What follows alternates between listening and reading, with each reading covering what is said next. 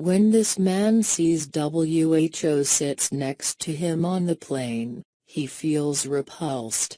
2 hours later he hates himself for it. A man boards an airplane and takes his seat next to the window. It's a normal flight from Tokyo to Hong Kong. But then a woman sits next to him and his worst nightmare suddenly becomes reality. "Hi. How are you?"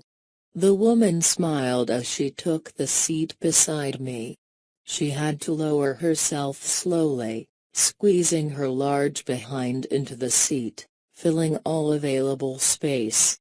Positioning herself comfortably, she plopped her enormous arm on our shared armrest. Her immensity saturated the space around us, shrinking me and my seat into insignificance.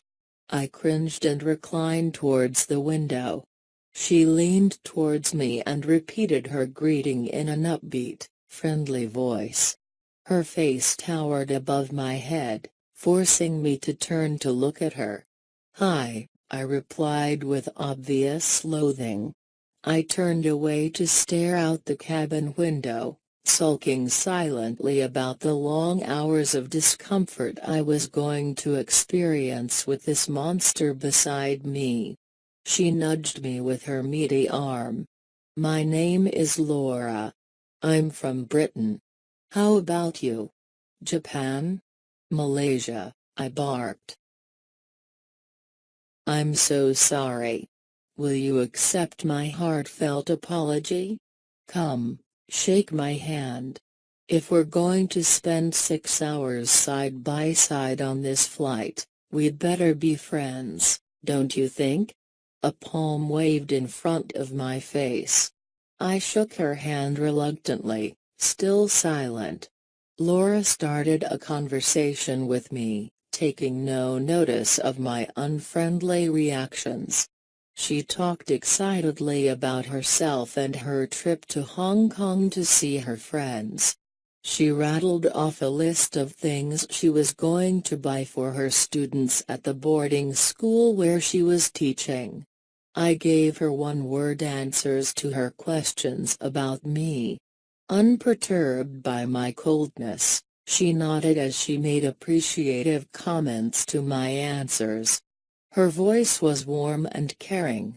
She was considerate and obliging when we were served drinks and meals, making sure that I had room to maneuver in my seat. "I don't want to clobber you with my elephant size," she said with utmost sincerity. To my surprise, her face, which repulsed me hours before, now opened into extraordinary smiles, lively and calm at the same time. I couldn't help but let down my guard slowly. Laura was an interesting conversationalist. She was well-read in many subjects from philosophy to science. She turned a seemingly unimportant subject into something to explore and understand. Her comments were humorous and inspirational.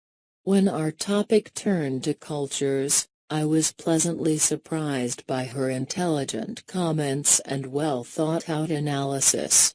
During our conversation, Laura managed to make every cabin crew who served us walk away laughing at her jokes.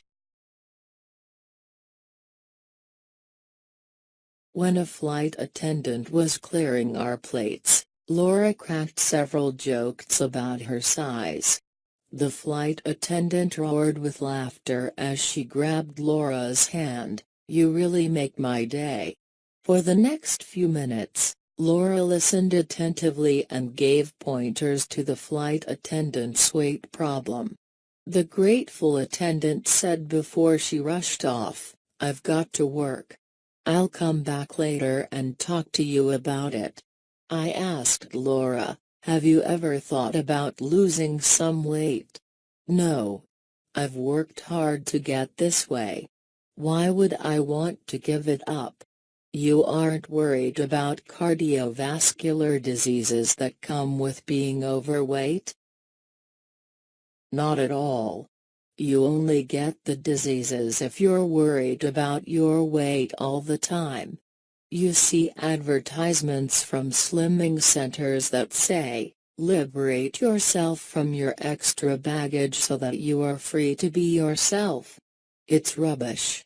You're liberated only if you're comfortable about who you are, and what you look like any time of the day and any time of the year. Why would I want to waste my time on slimming regimes when I have so many other important things to do and so many people to be friends with? I eat healthily and walk regularly. I'm this size because I am born to be big. There is more to life than worrying about weight all day long. She sipped at her wine. Besides, God gives me so much happiness that I need a bigger body to hold all of it. Why would I lose weight to lose my happiness? Taken aback by her reasoning, I chuckled. Laura continued. Folks often see me as a fat lady with big bosoms, big thighs and a big bottom that no man would even bother to cast a glance at. They see me as a slob. They think I'm lazy and have no willpower. They're wrong. She held up her glass to a passing flight attendant. More of this magnificent wine, please. She smiled sweetly at the attendant. Great service from your crew. May God bless all of you. She turned to me. I'm actually a slim person inside. I'm so full of energy that people won't be able to keep up with me. This extra flesh is here to slow me down, otherwise I'll be running everywhere chasing after men. Do men chase after you? I asked jokingly. Of course they do. I'm happily married but men still keep proposing to me. Most of them have relationship problems and they need someone to confide in. For some reason, they like to talk to me. I think I should have been a counselor instead of a school teacher. Laura paused before she said thoughtfully, you know, the relationship between men and women is so complicated. Women worship men and call them honey until they find out they have been lied to, and then they turn into bitter gourds. Men love women so much that they see them as their soulmates until they look at their credit card bills, and then women become devils with tridents. Laura's enthralling conversation had turned the flight into something thoroughly enjoyable. I was also fascinated by the way people were drawn to her. By the end of the flight, almost half the cabin crew was standing near the aisle by us, laughing and joking with Laura. The passengers around us joined in the merrymaking too. Laura was the center of attention, filling the cabin with delightful warmth.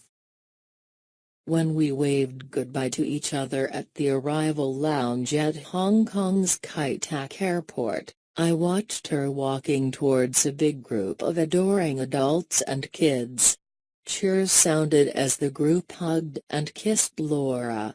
She turned around and winked at me.